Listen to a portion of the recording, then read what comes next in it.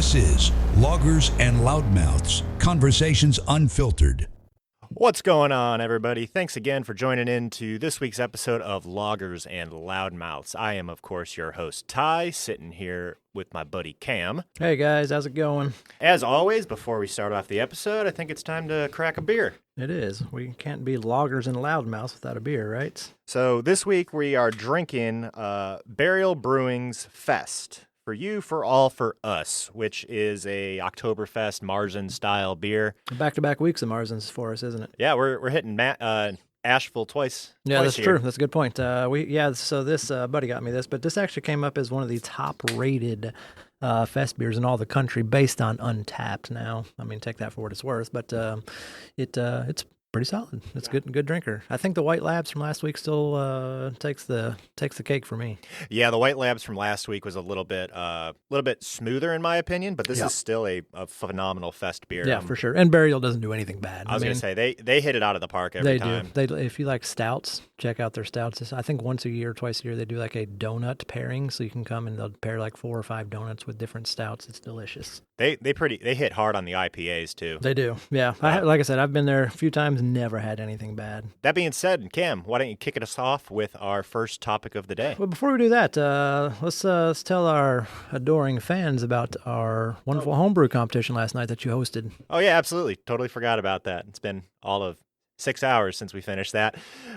We had a local homebrew competition at our favorite local brewery, 1907 Brewing in downtown Morristown, Tennessee. If you've never been out there, go ahead and check that out. But we hosted a homebrew competition. We had about 12 entries, so essentially all of our homebrew friends came out, submitted a beer, and we did a blind judging and kind of just gave out. Which I always appreciate. The blind judging I is the way to appreciate go. blind judging because, I mean, yeah, we're people. We all have biases, right? So, but it was good. Yeah, we had a great turnout. Some good beers. I entered a beer myself. First time I've ever brewed a cider. Turned out not as great as I wanted to, but it was solid. It was a good drinker. It was solid. I thought it was good. Little dry, but overall, that's Definitely what dry. You get that from champagne yeast. My yeast really did its job, which I guess that's what I paid for. But yeah, shout out to your bride, Kate. She actually took home the crown last night. Yep, my wife took first place with her coffee oatmeal breakfast stout. And it was delicious. It was really smooth and roasty. I loved it.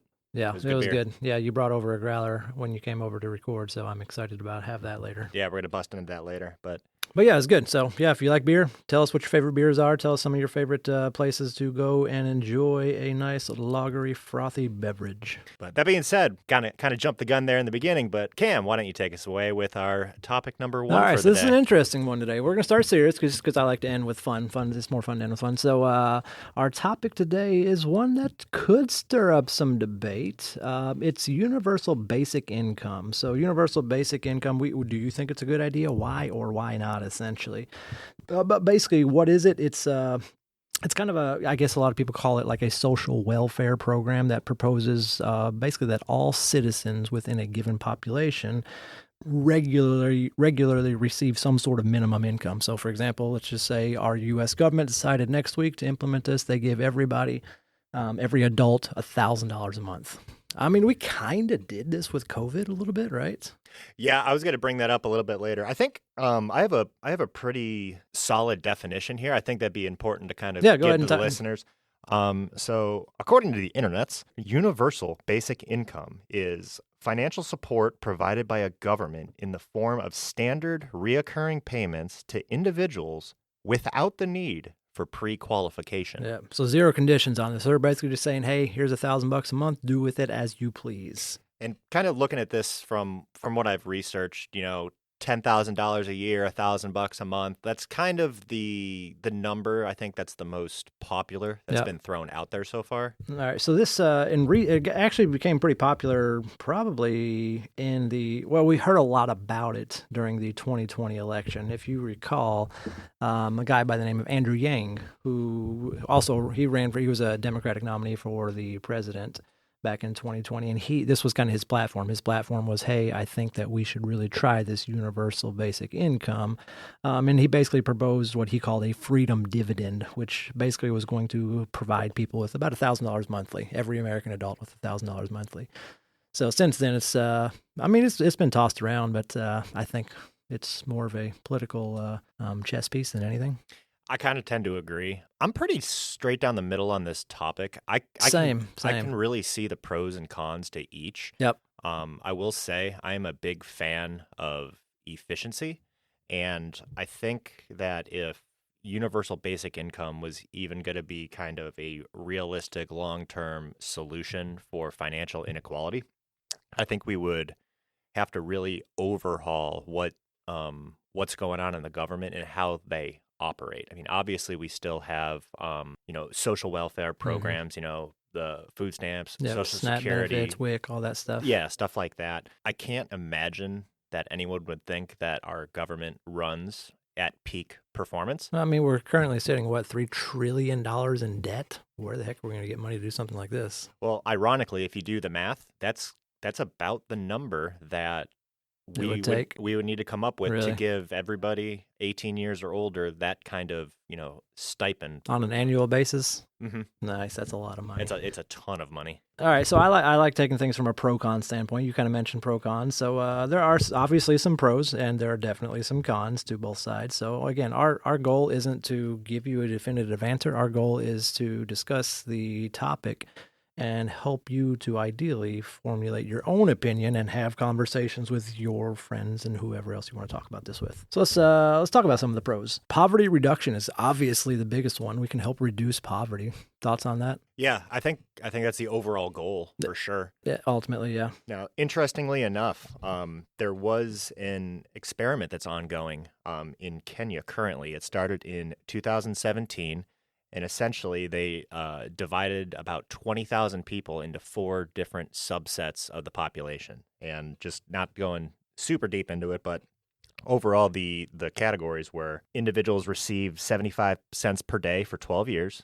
The next subset receives 75 cents per day for 2 years. There's a subset that receives a one-time lump transfer right at the very beginning of $500. And then there's a control group, which received nothing that they weren't receiving prior.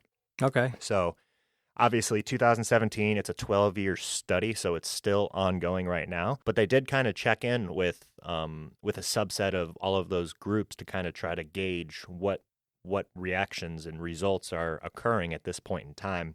From what it looks like right now, it seems fairly promising. They showed a slight decrease in regards to hunger and stress levels, and also like visits to the clinic for medical issues and stuff like that.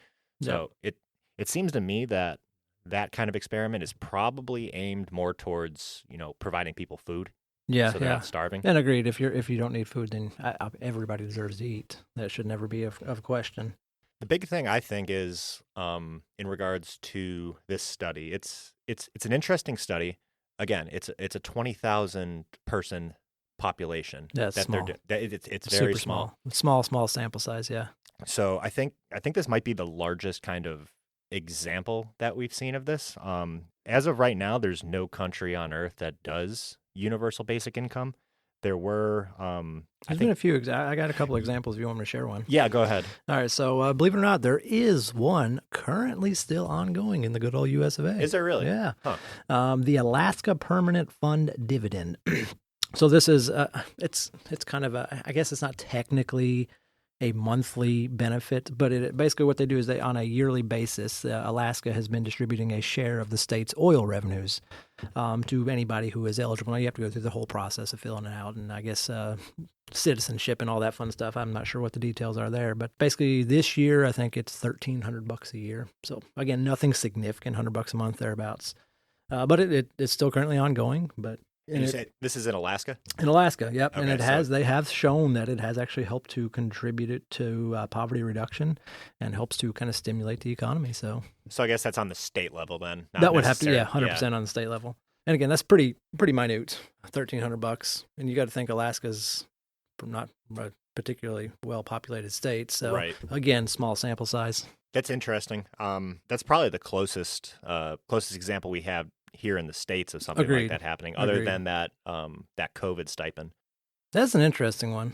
Yeah. What were your thoughts on that? Me personally, I didn't. That's a tough one. It is. I mean, yeah. So I'll kind of kick it off. So Financially, I didn't need the money. I mean, I was not laid off. I was not furloughed. I still had a job. I still had income coming in. So financially, it was not something that we needed. But I get that there were many, many, many people who did need that. And that's what I was going to try to get at. I think I'm in the same boat as you. I thought that it was good that the country decided to do that. But do you think we're seeing the repercussions of that now? Look at the interest rates now, 2 years after that's kind of occurred. I don't know if that has. You don't think that's a product of? I don't know if it has a correlation or not.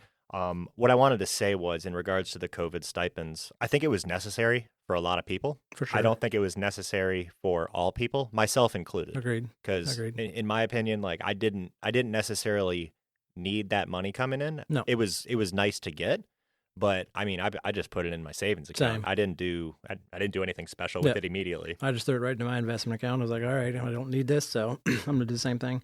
I mean, in hindsight, I think a lot of things during the pandemic could have been handled a lot differently. But at the end of the day, the fact that we were rushing to try to get people, you can't blame them. Right. I mean, at the end of the day. At the end of the day, it was cool to see that they did do something like that. But then, if you remember, you saw kind of the repercussions like that immediately when people started getting these stipends and they realized that, oh, this was more money than I'm making hourly at my job. Yeah. People a lot of people stopped working. Right. And the unemployment benefits skyrocketed too during COVID, and a lot of people took advantage of that. Good or bad.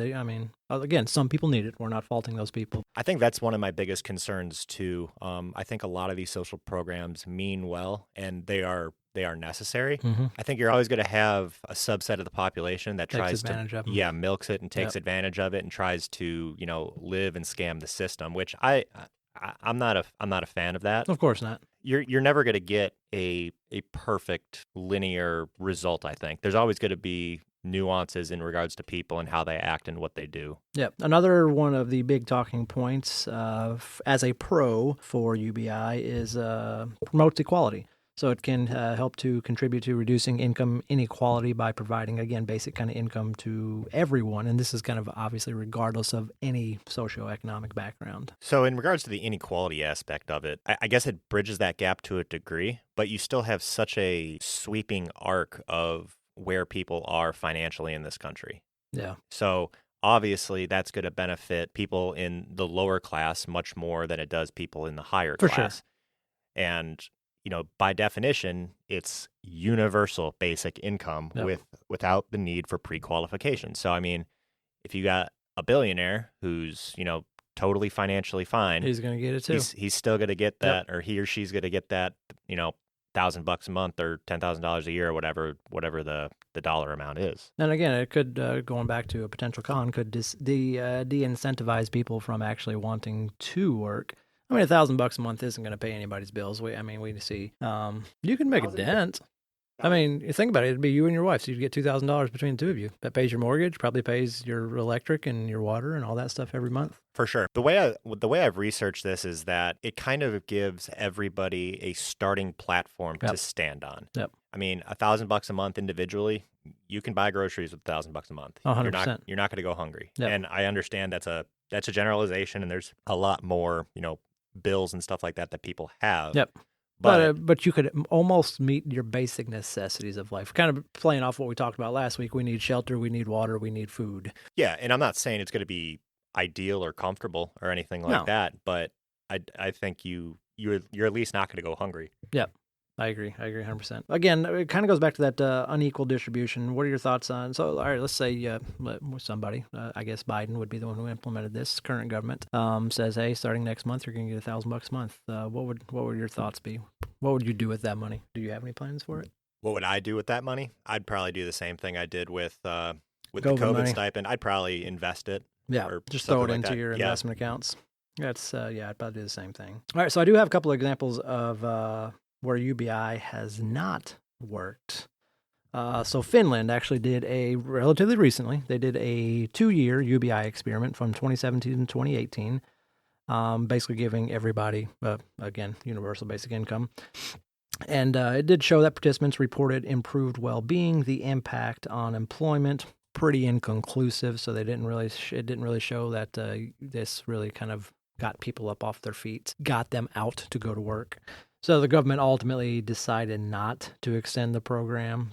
Basically, cost was the biggest concern, and they needed basically more comprehensive reforms. That just giving people the money wasn't going to be enough. Yeah, I don't think that you would see a lot of you mentioned employment. I mean, with $10,000 a year, I mean, I don't think you would see the No, overwhelming majority of people quit their jobs and just no, try to live off that.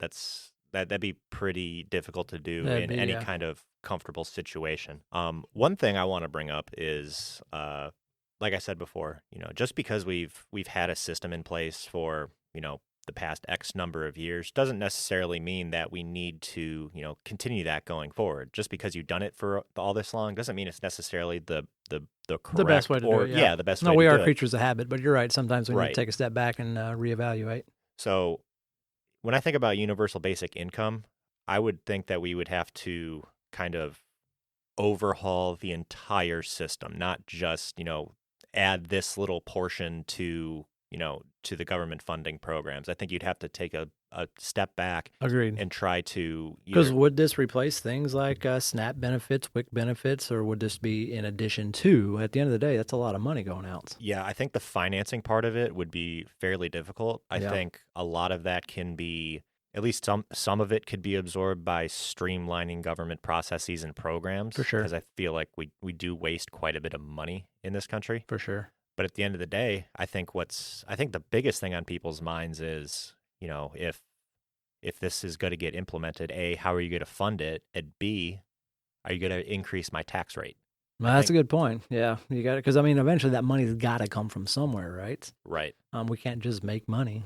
And then on top of that, even if you figured out how to do that and you implemented it, I think you're still going to have to compete with capitalism. And I think this is where I think this is where it can get a little sticky because in things like rent and healthcare, Yeah. like I would think that a lot of people believe that those things are, a basic human right to kind of be able to have access to. And in a capitalistic society, I mean, our healthcare programs are, run for profit for Yep. the overwhelming majority of, clinics and hospitals out there. And kind of the same with rent, other than kind of the government housing. Yeah. But it's like just some guy who has, a couple duplexes or an apartment or something like that. Yep. That person's gonna be Is he going to take advantage of this and be like, "Hey, I can bump my rent up by $500 a month"? exactly. I think that's a big concern. It would be, I think. And we're seeing that now. I mean, just look at rent prices in the last 3 years. They've gone astronomical throughout the country. Right. So and here's where I don't know how you would even fix that. I think the healthcare system would be a little bit easier because it's run by corporations essentially. Yep. And I think the government can kind of step in and kind of help facilitate that. In regards to rent though, I mean, there's so many people who rent properties and it's like that's a personal individual thing for the Yep. most part. And I don't know how you go in there and say, hey, you're capped on what you can charge these people for rent. Because on the flip side of the coin, they're going to look at that and say, hey, listen, Why are you regulating? Yeah. it's my property. I'm taking on the expenses and the liabilities and the maintenance and everything like that. I should be able to charge what the market will Dictates. Yeah. bear. Yep. Yeah.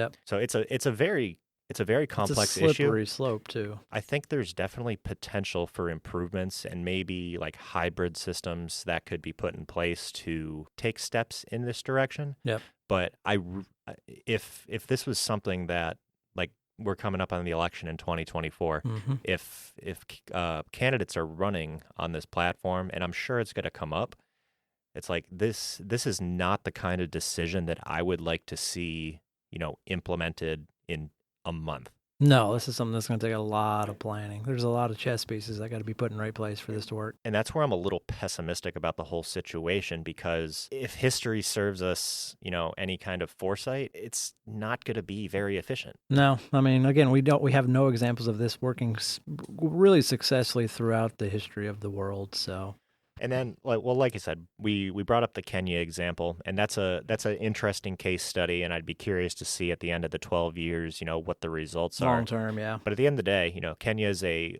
lower middle income country. It's, a 20,000 person subset, and we're talking about 75 cents a day for people.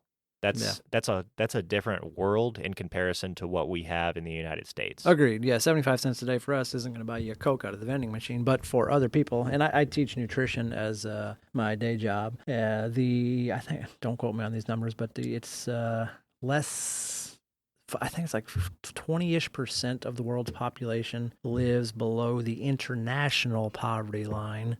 Which, take a gander. What do you think it is? What is the international poverty line per day? The international poverty line per day in regards to what? Like dollar amount. Dollar amount? Yeah. What do you think it is? My students are always stunned by this number. I don't even know where to start. I would say internationally. International. So you're thinking developing $50. countries. Yeah. See, that's a lot of people. You're in the same category as a lot of people. $1.90. Holy cow. Per day is the international poverty line, and I think like something like 20% of the world lives below that. That just puts it into perspective. Yeah. How we in America are kind of isolated in our own little We bubble. are. Yeah. I mean, and there's it's not just us in America. Obviously, you got a lot of European countries, several Asian countries as well. But yeah, we are definitely outliers for sure. Yeah, I agree with that. That's a crazy number, man. Yeah, I know. When I always teach that, I'm always like, wait for it. $1.90 per day. See, I was originally going to say 100. I'm like, I think that's too high. Yeah, yeah, it's $1, and it's crazy, and that's what they have to live off of. Now, obviously, markets are different. They have much cheaper stuff than we do, but nonetheless, at the end of the day, the more I think about universal income and try to, contemplate my limited knowledge of, economics and government and everything like that, and just try to, piece something together that halfway makes sense to how to implement this. I keep going back to it keeps sounding like a utopian society kind of facet. Mm-hmm. Those, some of those books you read in those in science grade school. fiction books. Yeah. Yeah. Which on paper it sounds great. It would be amazing. Yeah. I mean, if we could all live and we could all work together and have this nice harmonious life, but it's not realistic, is it? As much as it pains me to say, I don't think so. I don't think so either. I mean, it would be nice, but I don't think so. Like I said before, I would like to see us, take some steps to just make things work more efficiently and help the people who need to be helped. All right, so this is completely off topic, but It just kind of came to my head, and it kind of plays off of this. So what if we forego universal basic income? One of the biggest components or proponents of that would be that it gives you a leg up. What if instead of doing that, we do like some European countries do, and anybody who graduates high school can go to college for basically free? I think that idea sounds great on paper. Yeah, but it works over there. Why can't we make it work here? That's a great question. I don't know the answer to that. I think that would be a better option than just saying, "Hey, here's $1,000 a month." I think that would actually give you a leg up, or at least a chance to get that leg up for yourself. I think you run into that capitalistic argument again, though. Agreed. We are a capitalistic society. The overwhelming majority of universities are businesses, for-profit entities. They're business. Listen, I teach for a college. I don't want to give away my time for free, but there's got to be a solution, or at least a betterment, a happy median somewhere. Yeah. I mean, obviously we have grants and stipends and we're stuff the like that richest for country education. in the world, but are we though? Well, I mean, I guess if you start factoring in debt, probably not. Well, and not just from a financial standpoint, but you remember when you were a kid and people said like, "Oh, you're rich if you had money," but it's like your parents would say, "No, you're rich because you have a good home, a good life, people who love you." I do remember my mom saying that when we were growing up. She's like, "Listen, you are growing up as a white male in the United States of America. You're basically the top of the top already, just based on where you were born and what you look like." And I mean, there's some truth to that. I mean, there's definitely an argument for that. I don't think there isn't. You wanna categorize it in ways where you can explain it to people and not go through all these rabbit holes. But the further you dig down, it is a rabbit hole. It's a difficult problem to solve. It seems like it's not just, hey, give you $1,000, figure it out, do better. It's going to make the world better. Yeah, there's a lot of nuance to it. Yeah, I hope we get to a point where we can find a happy medium, or that this isn't even a conversation, that everybody does have that potential leg up. Which is why I kind of brought up education, because I think education is anybody's way out of poverty. It was my way out of poverty. I got lucky and got to go to an undergrad that was completely paid for.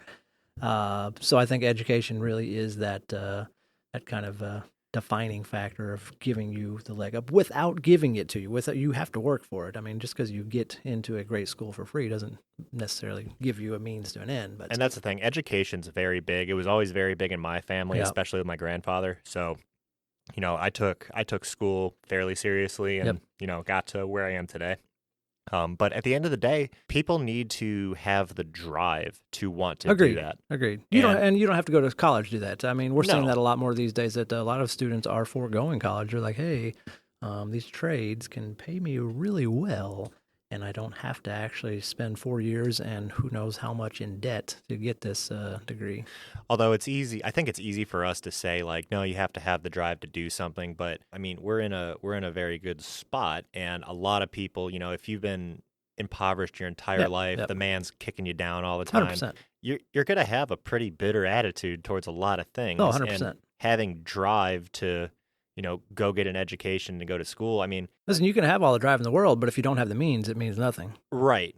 But I'm saying even if you got free education, people can get, a little bitter if they've had an entire life of, impoverished, circumstances. Of course. And having that drive at that point may be a little bit difficult to have. Agreed. Yeah, because yeah. No, I see what you're saying. On the flip side, I think it could fuel you as well. Yeah, and again, that's going to go back to independent personalities, which we can't dictate or we can't discuss because, I mean, that's a whole different story. It's so vast in range. Yeah. And that's what's the problem. It's like people say, no, we don't want to group people into certain categories or stuff like that. But that's how you are able to have conversations. Yeah. So it's kind of a double-edged sword. All right, so my final thoughts on this topic. UBI, great in theory, probably not good in practice, or practical anyway in practice.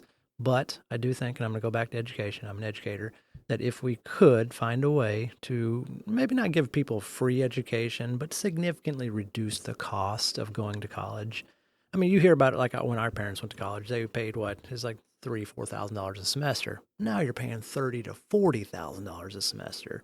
And that's just hard to upkeep. So if we could find some way to mitigate the cost of giving everybody that at least chance for a leg up, whether or not they take it is up to them, but at least they have the chance. I think that could be a nice, happy median. Yeah, I agree. I'm pretty aligned with that statement right there. All right. But I think that's a good spot. spot. Stars. We hope we give you some thoughts here. Feel free to share your thoughts on UBI, good and or bad. Again, we are our goal. It isn't to tell you one way or the other what to think. It is to start a conversation, and that's kind of what we hope to do.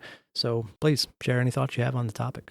Do you want to introduce our fun topic for the day? Yeah, absolutely. So our fun topic of the day is, without being able to change the outcome of either, would you rather know how you're going to die or when you're going to die? All right, so my first argument with this question. Always got an argument, of don't course, you? Yeah. My first argument is, you say I can't change the outcome. What if the way I die is because I get type 2 diabetes because I eat like shit all the time? And if you tell me that today, and I can be like, hey, I can make changes. I can exercise. I can stop eating those little Debbie cakes. Again, you're going three. I'm thinking too much into it. But You're going 3 layers deep. It's a hypothetical situation. I know. This can't happen. But what are your thoughts on it? I'm torn. No, actually, I like both sides of the equation. I would want to know when I'm going to die, 100%. Yeah, I agree with you. I don't care about how. Does the how ultimately matter, especially if I can't change it? Right, that was my thought as well. I feel like if I knew how I was going to die, I would be, completely crazy all the time, just constantly in worry. But if you tell me, hey, Cam, you're going to die, it's going to be, let's say, I'm trying to think of how old I am. I don't want to kill myself too young. Let's say it's going to be like 2072. 2072, that gives me a few good years left. That would put me, let's see, at about 84. All right, that's reasonable, 84. So yeah, if you told me, hey, you're going to die in 2072, that's great. I mean, I can be happy with that. And I think it's almost like a flip of a coin, because it's like I would love to know when I'm going to die, but what happens if you get that information? You're like, oh, you got a month. Yeah, it's like that would suck, but I think I would still rather know that than not. Agreed. Yeah, like if it's short term, that does kind of change the equation a little bit. But it gives you and here's where my stance is on it. Even if it was, oh, you're going to die in a month, that still gives you the ability to dictate that last month. Yeah, and I like having that freedom and that choice. I mean, I certainly wouldn't go to work tomorrow if I knew I only had a month to live. Yeah, I would probably. Yeah. I'd probably tend to agree with you on I'd that. pick up my wife, pick up my son, and be like, all right, we're going on vacation for the next month. You have a family, so if you had a month to live, would you just ball out of control? 100%. I'd take out like 12 credit cards in just my name so that she would not have that financial burden when I died. And then, yeah, 100%. I'd just go balls to the wall for the next month and a half, traveling, doing whatever, buying them with anything and everything they wanted. And ladies and gentlemen, that's what we call fraud. Yep. It's not fraud. I'm dead. Yeah, right. Sue me, right? Yeah, exactly. Well, that does have some problems though. If that's tied to your estate. Well, that's what I said. Yeah, you'd have to find a way to make it not tied to your estate because I wouldn't want to leave that debt to anybody Right. else. No, I understand. Maybe I rob a bank. I don't know. We're in agreement on kind of the answer here, but I kind of want to take a look at the other side of the coin about How you would knowing die. how you're going to die. So if you didn't have the choice and that was just information that you had, how would you feel about it, do you think? I guess it depends on what the cause of death was. If it's just old age and you just kind of got old and your time was due, I'd probably be okay with it. But if it was something like, hey, when you turn 48, you're gonna get pancreatic cancer and there's nothing you can do about it and you're gonna die, then that would probably give me a lot more anxiety. So I think the way I'm gonna die would dictate how I ultimately kind of react to it. I think it would definitely be a mental burden if it was, that latter situation and not like, oh, I'm going to live to 85 and just die of old age or something like that. For sure. I think everybody can swallow that pill. I don't think a lot of people would be okay with knowing, hey, in 15 years, you're going to have this brutal, crazy disease or go in this crazy accident or something like that. That'd be a hard piece of information to bear on a day-to-day basis. It would be. And I'm not sure how good of a job I would be able to do at not letting that affect my day-to-day life. All right, question then. So if you knew, let's say hypothetically, again, this is all hypothetical in the first place, but say hypothetically, you found out from, I don't know, we're going to say Betty White's ghost, throwback to a few weeks ago, tells you that you've got, let's say, 8 months to live. You going to tell your wife? Yeah, I think I have to. Yeah? Would you tell her immediately? Or would you wait until like 3 months away? No, I think I'd like a month away. I think I would tell her immediately because that's going to have an effect on her too. Mm-hmm. It's going to happen, and the more time. Do you think that could potentially ruin the bit of time that you have together, though? Because you go through the grieving process, people are going to go through it regardless. So, if you tell her now, does she grieve for the next 8 months, knowing that you're going to die in 8 months, or do you let that just kind of happen? No, I don't think that would happen. I think it would amplify the time that we still had left together. For sure. That's the ultimate hope, I guess. Yeah, is that you could really think about and spend that last 8 months or whatever it is, just again having a great time. Yeah, I don't think there's an old adage, bad information doesn't age well. Yeah, it's not like a fine wine. So, and I've kind of lived with that kind of motto my entire life. So if you get bad information, you're like, all right, let's just get this out in the open. Let's kind of talk about it. I think that's the best way to do it. Yeah. Why? What would you do? I don't know. Now that I've kind of talked about it, I didn't think about it before. That's the problem with this podcast is I think about things I don't normally think about. See, it's a little different in my situation because Tiff she went into funeral service for a few years, so she's kind of got that background. But I mean, she would obviously still grieve. I think for me in my mind, it would be harder knowing because Tiff, she's well adjusted. She could handle this. She wouldn't want to, but she could. I think it'd be harder for me for my son. I was gonna bring that up. I said I think Tiff would be mortified, of course, but she'd be. Of course, it'd be terrible. She could handle it. But you have a young son. Yeah, I got a 5.5-year-old. Would you tell him? Oh God, oh man. Think about that. Oh geez, like her, obviously, yeah, she could handle it and she could process that information. But do you tell a 5.5-year-old, hey, Dad's gonna be dead in a month? Now we've gotten real morbid here. Yeah, this really did go dark. Yeah. This is supposed to be the fun topic. I know. It's still interesting to ponder. It's yeah. I don't have an answer. I think the moment would have to dictate that one. There's no way you could prepare for something like that. No, not at all. So again, we got that constant anxiety that we're both giving ourselves right now. Listen, we're not dying. So wives of ours, no, we're not dying that I know of. Yeah, that I know of. Like I said, could happen. If I find out, I guess I'll tell you. I guess we've decided that. Do you have any loose ends you'd want to tie up in my life? Yeah. Not particularly. No. I think I would make sure that all my finances were bulletproof and make sure that my wife is set and good to go and don't have to deal with any of the bureaucracy that comes when somebody passes away and their finances aren't in order. That sounds like it just sounds like it's adding fuel to that fire. Do you have, all right, this kind of segue, but do you currently have those finances in order? Yeah, I mean, Do you have a will? I don't have a will, so I guess technically no. Same. But that makes me think that, yeah, and I've talked about it for like 3 years. I was like, I need to get this done. Well, basically since I had a kid, I was like, I need to get this done. Yeah. But I haven't just the time, and I can't imagine it takes a lot of time. It's just doing it aspect. It's an inconvenience, and it's going to cost you a couple $1,000s, but, Yeah. Public service announcement, make sure that your finances. Get your affairs in order, because get guess what? You do not know when you're going to die, despite this great conversation. So that's an interesting one. Anything else you want to add to this one? No, I guess ultimately I want to know when I'm going to die. I don't care how, because the how can't be changed. If in our scenario, the how can't be changed. If the how could be changed, like if it was a lifestyle factor that led to my death, like type 2 diabetes or obesity or something like that, yeah, I'd want to know. And if I could change that, I would want to know. But based on our question, you can't change it. So no, I want to know when I'm going to die. Yeah, I'm with you on that. All right, guys. That's all we got for you this week. If you have any additional, please tell us, how do you want to die? Well, not how do you want to die. That's we're getting morbid again. Would you rather know when you are going to die, or would you rather know how you are going to die and why? Again, any topics that you would want to share with us or that you think we should discuss and or debate, feel free to shoot them to us at loggersandloudmouths@gmail.com. All right, guys. Thanks a lot. Thanks See you for next tuning in. week. Thank you for tuning in to Loggers and Loudmouths. Be sure to never miss an episode by subscribing to us on your favorite podcast streaming service. If you would like to provide feedback or suggest a topic for a future episode, please reach out to us at loggersandloudmouths@gmail.com.